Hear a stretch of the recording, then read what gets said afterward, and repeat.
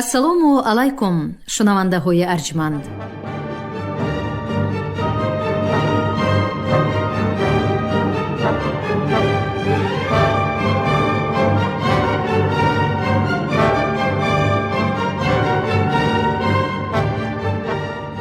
ба таваҷҷӯҳи шумо гуфтор аз силсилаи хониши адабӣ.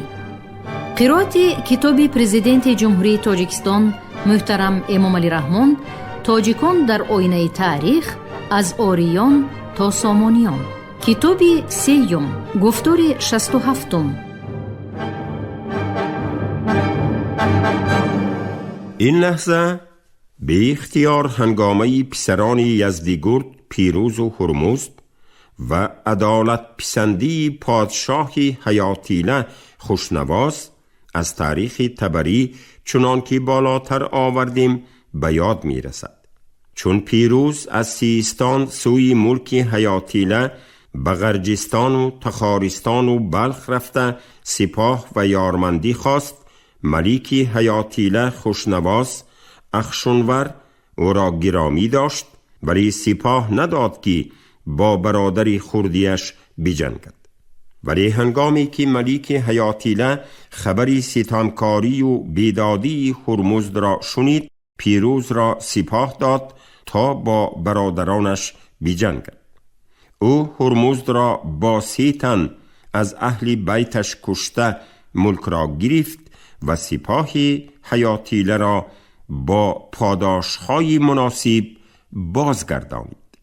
از تفصیلات و منطقی نوشته های تاریخ طبری برمی آید که ملیک حیاتیله خوشنواس مردی دوراندیش و دارای فضیلت های نیک انسانی بوده، به هوا و هوس جنگجویی و خیانت و نمک ناسپاسی های پیروز بارها گذشت می کند و حتی او را از اسارت رهایی بخشیده می گوید. به ناسپاسی نعمت من امروز به گناه خیش مقیر اقرار آمدی. تو را عفو کردم و زنهار دادم و به جای فرزندی برگزیدم و به ملک خیش باز فرستمت، بدان شرط که با من عهد کنی و سوگند خوری که دیگر به جنگ من نیایی و سپاه نفرستی و هیچ دشمنی مرا یاری ندهی. باعث توجه است که این دو سرچشمه تاریخی به هم به ارتباط از نظر واقعه نگاران غربی و شرقی هنگامه های عهد پادشاهی خوشنواس و پیروز را می نگارند و حیثیت قومی، خصلت‌های نجیب انسانی، طرز زندگی مقیمی، ملک و سرزمین آباد، دولت قانونی و پادشاهانی به انصاف و با عدالت داشتنی حیطاری ها را ذکر می کنند. زیاده از این، تاریخ طبری بارها ملک حیاتیله بودنی غرجستان و تخارستان و بلخ را تأکید کرده تفسیر می دهد که حیاتیله جمع حیطال باشد و حیطال به زبان بخارا مردی قوی باشد. در نوشته های این دو مورخ فضیلت های ذاتی اقوام آریایی، نجابت، عدل و انصاف، راستی و نکوکاری، آزادگی و تحمل، زیرکی و جسارت و نهایت آیینی صریح ملکداری و بخشایندگی پدید می آید و کس را بی اختیار به پنداری منصوبی طایفه آریایی بودنی حیطاری ها می برد. مورخان دیگری رومی، مینندری پراتیکتاری و فیافن ویزانتی نیز آید به واقعه های سالهای 558 581 سرحد شرقی ساسانیان معلومات داده از حیطاریان اینچنین سغدیان و ترک ها یاد می کنند. احتمال می رود که مینندر و فیافن معلومات های سفارت ویزانتی ها را با سروری زیمرخ طی سالهای 569 571 به حضور خاقان ترک ها به کوه اکتگ آلتای دسترس و استفاده نمودند. موافق معلومات میناندر، سال 568 سفیر ترک ها، یکی از اشرافان با نفوذ سغدی مانیاخ، توسط راه خشکیگردی سمت بحر خزر و قفقاز به کنستانتینوپل می رود و از جانب امپراتور یوستینی دو پذیرفته می شود. در جواب همراه آنها هیئت سفارت ویزانتی ها با سروری زیمرخ به حضور خاقان ترک استیمی می آیند. هدف از این رابطه های سفارتی گل زدن ساسانیان و از راه دشت های خزر و قفقاز به امپریای ویزانتی رسانیدن ابریشم بود که در این باره پایانتر معلومات خواهیم داد. میناندر در عین حال هیتاریان را مردمی شهری می شمارد و قید می کند که آنها از جانب ترک ها شکست خوردند. واقعاً لشکری متحده ترک ها و ساسانیان تقریباً در میان سالهای 563 567 لشکری هیتاریان را با سروری غاطیفر در مرزهای کناری بخارا شکست دادند که میناندر به حقیقت تاریخی استناد کرده است. فیافنی ویزانتی باشد، هیتاریان را توصیف نموده ذکر می کند که آنها لشکری پیروز را مغلوب ساخته شهر و بندرهای آنها را صاحب شدند. او در عین حال فکری جالبی را ابراز می نماید که مطابق آن نام طایفه هیتاری ها از نام شاهی آنها هیتال افتالان برآمده است. برخی از عالمان از جمله گیرشمن در نتیجه آموختن کتیبه اروی تنگه ها این عقیده را توسعه بخشیده. به خلاصه می آید که نام اصلی این طایفه خیانیان می باشد، ولی آنها در حجت گزاری رسمی خود را هیتاریان ذکر کردند که این نام سلالوی خاندانی آنهاست. سرچشمه های ارمنی و سوریانی نیز ضمن واقعه های سرحدهای شرقی ساسانیان عاید به خلقیت های آسیایی میانه از جمله هیتاریان معلومات دادند. مورخ ارمنی یگیش وردپیت که اشتراکچی بیواسطه جنگ های ساسانیان در قسمت های خراسان بود، در اثرش درباره وردن و جنگ ارمنی ها، هنگامه های عهد یزدگرد دو و واقعه های نیمه عصر 5 را می نگارد. او هیتاریان را با نام خیانی و کوشانی یاد کرده می نویسد که یزدگرد دو از افزودن نفوذ آنها هراسیده در دوام 7 سال، سالهای 442 449 بر ضد این طایفه جنگیده است. او ناخواست به مقابل دولت کشوری خیانیان که آنها را کوشانی ها نیز می نامند هجوم کرد. او در دوام 2 سال با آنها جنگید، ولی به آنها یگان خیل تأثیری رساندن نتوانست.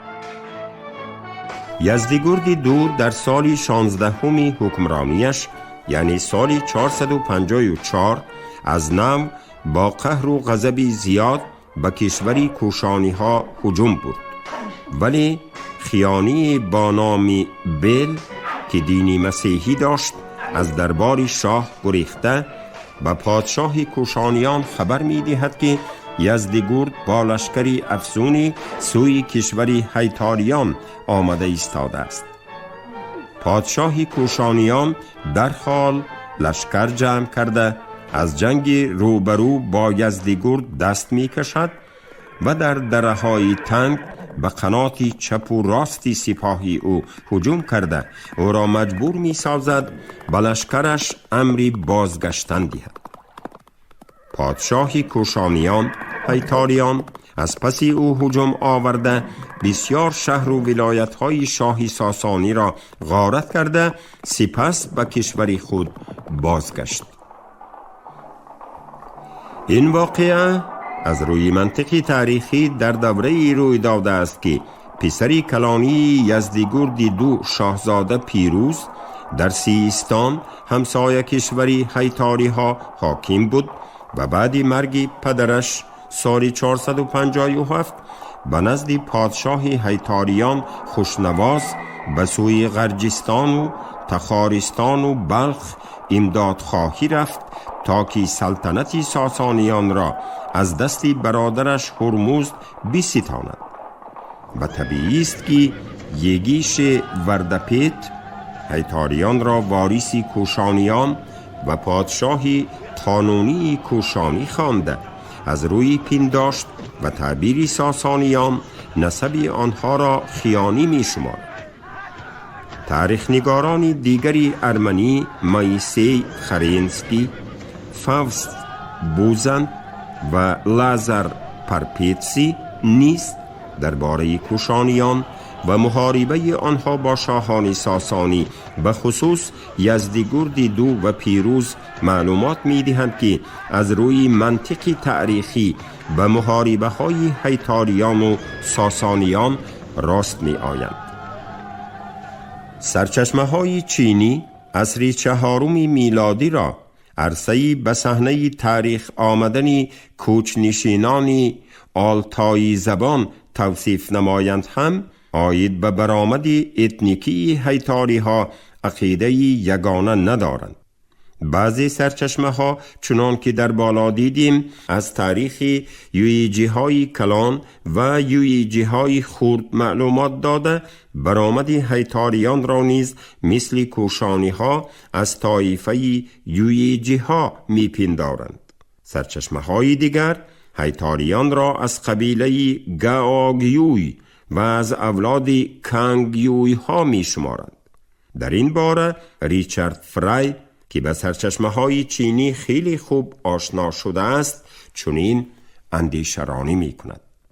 در تعداد از تاریخ های خاندان های چینی به مانند لیانشو، بیشو، سویشو، تنشو و تاریخ های بعدی آمده است که هیتاری ها از نژاد یویجی های بزرگ بودند و آنها در اصل خواه گونه بازسازی شده قدیمی چینی ور نامیده می شدند و سپس نام یکی از پیشوایانشان را به خود قبول کردند. آنها در حدود سال 460 میلادی از ترکستان شرقی به غرب آمدند. چون چینیان به معلومات دست دویم درباره مرزهای غربی خود وابسته بودند، ما می توانیم تنها فرض کنیم که هیتاری ها موجی دیگری قبیله های آلتایی زبان از منطقه آلتای و مغولستان بودند که از طریق آسیای مرکزی برای اشغال هند می رفتند. درباره تاریخ ابتدایی آنها معلوماتی ثبت شده موجود نیست و ما می توانیم بگوییم که هرچند نام خیانی هنوز وجود داشت ولی نام هیتاری ها به طور عموم جایگزین آن شد. وضعیت در مغولستان و حوزه تریم از زمان دولت‌های نیاگانی خیونگنو خونها تغییر یافت. در آخر عصر 4 سال شماری ما نام نو ژوژنها همچون قدرتی مهم در شمال و غرب چین ظهور کرد. در ابتدای عصر بعدی این مردمان حکومت خود را به دولت‌های واحه‌های حوزه تریم گسترش دادند و احتمال دارد که هیتاری‌ها با فشار ژوژنها به غرب حرکت کردند. بازسازی باوری بخش تاریخ قسمت غربی آسیای مرکزی عبارت از آن است که هیتاری‌ها به حکومت گذشتگان خود کداریان خاتمه گذاشتند و حاکمان کداری خود را کوشانی می نامیدند.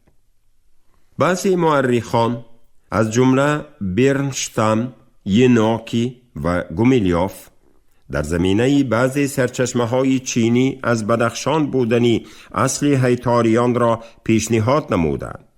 فرضیه آنها اساساً بر روایت سیاحی چینی سیوان تزن اساس یافته است که هنگامی از هندوستان توسط راهی بدخشان به وطنش برگشتن منطقه‌ای را با نام هیماتلا در سرحد تخارستان ذکر می نماید. بعضی مورخان تعبیری هیماتلا را شکلی سانسکریتی کلمه هیتال می شمارند.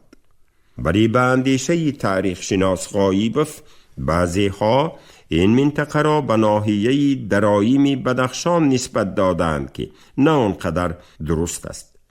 هیماتلا این همان یفتل یعنی منطقه دره مشهور یفتل بدخشان است که امروز در قطار ناحیه ارغو و شیوه به اکروگ فیض‌آباد داخلند، ولی در زمانهای پیش از سفری سیوان تزن نه فقط اکروگ یاد شده فیض‌آباد بلکه بعضی مناطق اطراف با اکروگ‌های جیرم و دارایم نیز با یفتل یک بودند. در هر صورت یفتل چطوری که پیشتر نوشته های بلعمی را آورده بودیم و عموماً غرجستان و تخارستان با بدخشان و بلخ وطنی اصلی یفتلیان یعنی هیتاریان بودند. تخارستان ساحلی راستی دریاهای پنج و آمو یعنی ختلان نیز جزئی آن دولت هیتاریان به شمار می رفت. در هر صورت در زمان هیتاریان شهر بلخ پایتختی نخستینی آنها محسوب می گشت و در ابتدا ولایت‌های کابل، زابل، طارقان، هرات، ترمیز، خودتلان، وخش، قبادیان، بامیان، بادغیس، بدخشان تا کناره‌های مرورود آمو به قلمرو دولت آنها منصوب بود. همین طریق هیتاریان خواه از سمت سوخت و فرغانه سرازیر شده باشند و خواه از سمت بدخشان برخیسته باشند اصلاً منصوب قبایلی کوچمنچی آریایی بوده. زبان تکلم آنها نیز خاصی زبان تخاری می باشد، زیرا مطابق معلومات سالنامه های چینی زبان گفتگوزاری هیتاریان از همه زبانهای به آنها معلوم قومهای آلتایی زبان، سیانبی، جوجنها، گنگیویها و ترکها فرق داشته است. ریچارد فری در اثرش میراث ایران درباره برآمد قومی هیتاری ها و قرابت آنها با خیانیان چنین اندیشه می‌راند: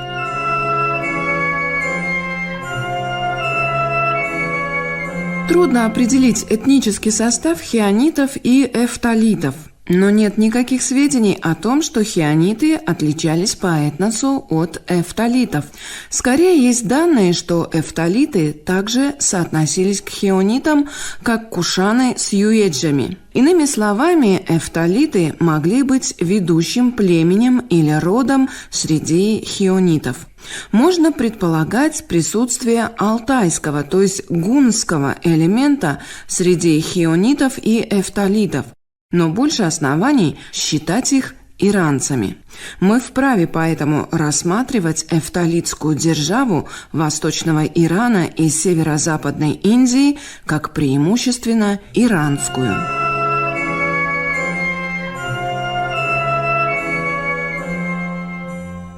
دیرتر او فکرش را تکمیل داده در کتاب میراث آسیای مرکزی زبان هیتاری ها را به جمله زبان کینتوم یا خود زبان غربی هند و اروپایی که در کوچه و واحه‌های دیگری حوزه تریم بیشتر در میان تخاریان و یویجی ها معمول بود مانند می شمارد.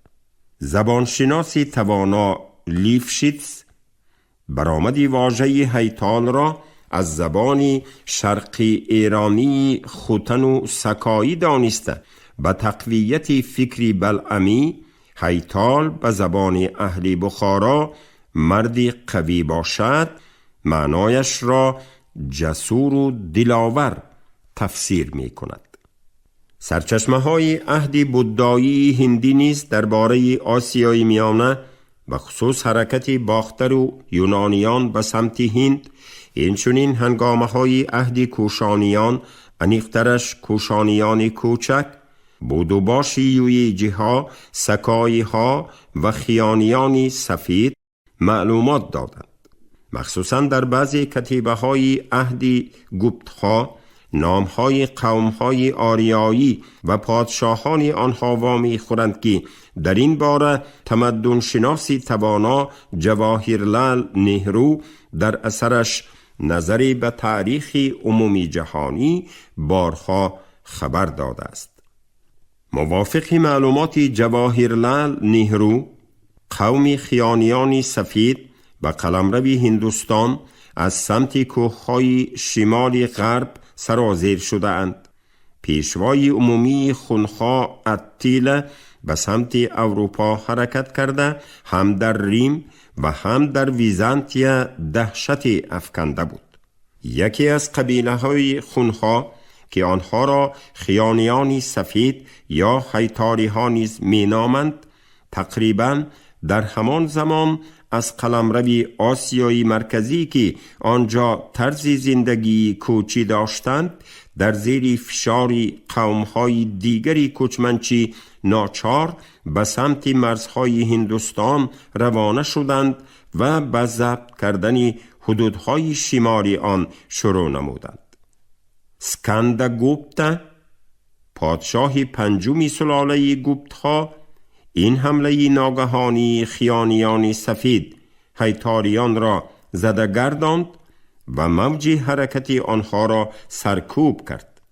برای آنها بعد 12 سال از سر نو حمله آورده تدریجاً در گندخاره و قسم شمالی هندوستان پهن می شوند و بوداییان را به زیر استنطاق کشیده همه گونه بیرحمی ها ظاهر می کنند. بر ضد خیانیان سفید هیتاری ها در قسمت شمالی هندوستان جنگ های شدید سر می زد، ولی گوپت ها دیگر قدرت آنها را بازداشتن و پیش کردن نداشتند. موجی نوی خیانیان سفید هندوستان مرکزی را ضبط نمودند و پیشوای آنها تارمن خود را پادشاه اعلام داشته با کردارهای بیرحمانه اش شهرت پیدا کرد. پسری او میخیرکوله در درشتی و بیرحمی از پدر ماندنی نداشت. عملی دوست داشته او به قعر جریحا افکندنی فیلان بود. قومهای آریایی ساکن هند با سروری بلاداتا از سلاله گوپتها به مقابل خیانیان شوریده مخیرکول را اسیر گرفتند، ولی از روی نجابتشان او را آزاد نمودند. مخیرکول با امر بلاداتا تخت و تاج را ترک نموده در کشمیر پناه برد و از نو به سوی هندوستان مرکزی لشکر کشید.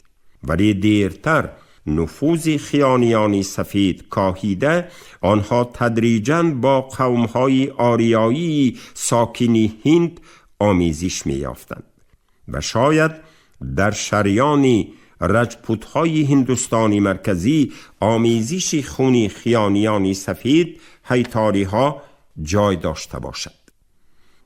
در سرچشمه های هندی چنان که دیدیم هیتاریان را خیانیان سفید یا خیانیان نامیده بیشتر محاربه سالی 457 اسکندگوپت را بر ضد آنها توصیف می نمایند، ولی بعد مرگ اسکندگوپت 467 خیانیان سفید هیتاری ها باز در عهد بودخگوپت سالهای 475 495 به قلمرو گوپت ها حمله آورده، به خصوص در عهد تارمن و مخیرکول تقریبا سالهای 510 515 باز هندوستان مرکزی، حدودهای کشمیر، پنجاب و گندخر را ضبط می کنند. همین طریق به طور مختصر معلومات سرچشمه‌های پهلوی عهد ساسانیان، اخبار مورخان عهد اسلام و تفسیر شاهنامه فردوسی، اینچنین اخبار سرچشمه‌های چینی آید به رقابت قبایل خونهای و یویجی‌ها و نسب آنها، زیاده از این معلومات چندین مورخان ریمی و ویزانتی، ارمنی و سوریانی و سرچشمه‌های هندی را آوردیم که قریب کل این سرچشمه‌ها به قوم آریایی‌های کوچی و طایفه‌های هم نسب آن منسوب بودن هیتاریان را ذکر می نمایند. می توان خلاصه کرد که صرف نظر از بعض اختلاف‌های ظاهری و اخبار ناروشن و پیچیده، اولا این سرچشمه‌ها جنگ و مبارزه‌های تیز و تندی ساسانیان را در قلمرو حدودهای شرقی کشور به مقابل رقیب توانایشان قبیله‌های کوچمنچی اروپایی سیما و آریایی نژاد بیان نمودند که آنها از سمت‌های آلتای، آسیای میانه و ماورای ورارود برخیسته سپاه توانای شاهنشاهان ساسانی را بارها شکست دادند. دوران تاریخی این جنگ و جدال و مبارزه ها تقریباً بیشتر از 200 سال طول کشیده از عهد پادشاهی شاپور دو آغاز می یابد. سپس جنگ و نبردهای شرقی بهرامی گور، مبارزه های ضد هیتاریان یزدگرد دو، هنگامه های پادشاهی پیروز و خوشنواز و زد و خورد و سازش های او را با قوباد و همدستی و اتحاد خسروی انوشیروان را با نیروی قدرت طلبی ترکان فرا می گیرند که جنگ و نبردهای طولانی آنها اساساً بر ضد هیتاریان صورت گرفته، گاه یک جانب و گاه جانبی دیگر دست بالا می شدند. ثانیاً این سرچشمه ها نام رقیبان آشتی ناپذیر ساسانیان را از لحاظ قومی و نهاد اتنیکی خیانیان، خیانیانی سفید، هیتاریان، کداریان، خنک کداریان، یوسینها، کوشانیان و غیره نام برده باشند هم از رفتی منظره عمومی این جنگ و جدال و زمان و مکان جریانگیری این برخوردهای تاریخی معین کردن دشوار نیست که اشتراکچی اصیل این رقابت‌های آشتی ناپذیر و زد و خوردهای خونین محض هیتاریان می باشد. زیرا در طی این 200 ساله در مرزهای شرقی کشوری ساسانیان، یگانه امپریایی که در مقابل و مقاومت آنها استوارانه استادگری کرده و سپاهشان را پی در پی شکست داده توانسته است، بی‌شبهه هیتاریان بودند. قلمرو پهناوری هیتاریان موافق عقیده علامه باباجان غفورف از روی مساحت حتی از امپریای کوشانیان بزرگتر بوده. این قومی پرخاشجوی و سلحشور نه تنها سوخت و باختر بلکه قسمی اساسی آسیای میانه و ترکستان شرقی و بعضی موضعهای شمالی هندوستان را به امپریای خود متحد کرده بودند.